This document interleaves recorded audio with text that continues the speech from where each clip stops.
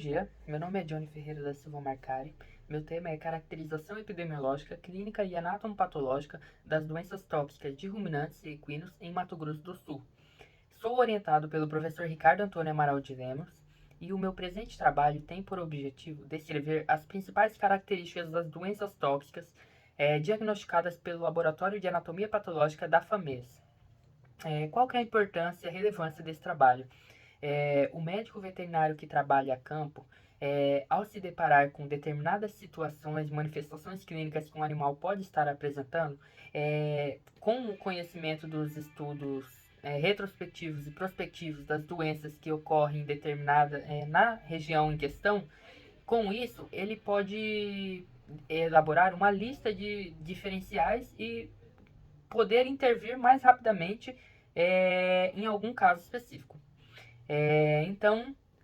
Para isso, eu selecionei as doenças tóxicas encaminhadas ao laboratório durante o maio de 2022 a maio de 2023. E os critérios que utilizei para classificar como tóxicas foram o quadro clínico que o animal apresentava, as lesões macroscópicas, lesões microscópicas e a epidemiologia e história envolvida naquele determinado caso.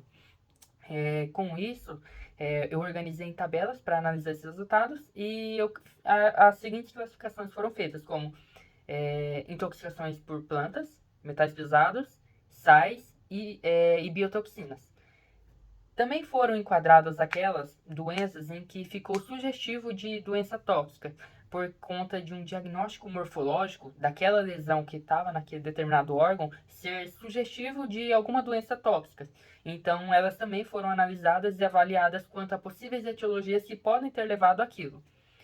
Como resultado, eu obtive 8 focos de intoxicações, sendo uma delas por Strychnidem fissuratum, que é uma planta, uma por sais, que foi no caso intoxicação por sódio, e também uma por botulismo, que aí entra na classe das biotoxinas, que é uma toxina pré-formada no ambiente pela bactéria Clostridium botulinum. E o animal se infecta ao se ingerir essa toxina pré-formada.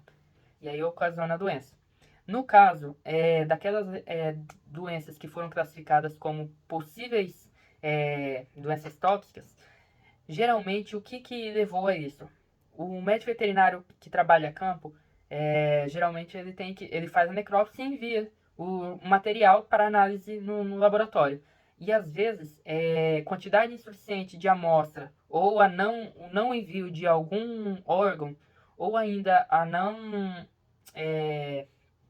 informação completa a respeito do caso, como a história e a epidemiologia, dificulta identificar precisamente a causa daquela lesão hepática. Por exemplo, nesses diagnósticos morfológicos, geralmente eles incluíam necrose centrolobular e retenção biliar acentuada. Esse tipo de lesão, ele pode sim ser classificado como, pode sim entrar como uma possível causa as necroses hepáticas agudas causadas por determinadas plantas, como por exemplo Vernônia, Cestrum, Xanthium, Trema, mas também elas podem entrar na classe de infecciosas, como a babesiose e a anaplasmose, que nesse caso vão causar uma anemia hemolítica severa, aguda. Com isso vai gerar uma hipóxia ao redor daquela área centrolobular, com isso vai gerar a isquemia. E aí a lesão, microscopicamente, vai ser também compatível com isso. Então, o que podemos concluir com isso?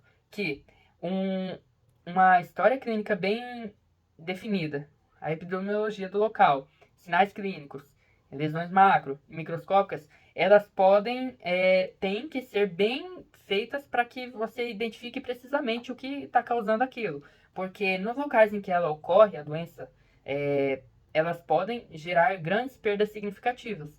Com isso, há necessidade de constantemente estar estudando e conhecendo essas patologias e poder intervir mais rapidamente frente a determinadas situações. Com isso, vai gerar menor perdas para a economia agrícola rural e também promover o bem-estar animal, que também é muito importante. E é isso.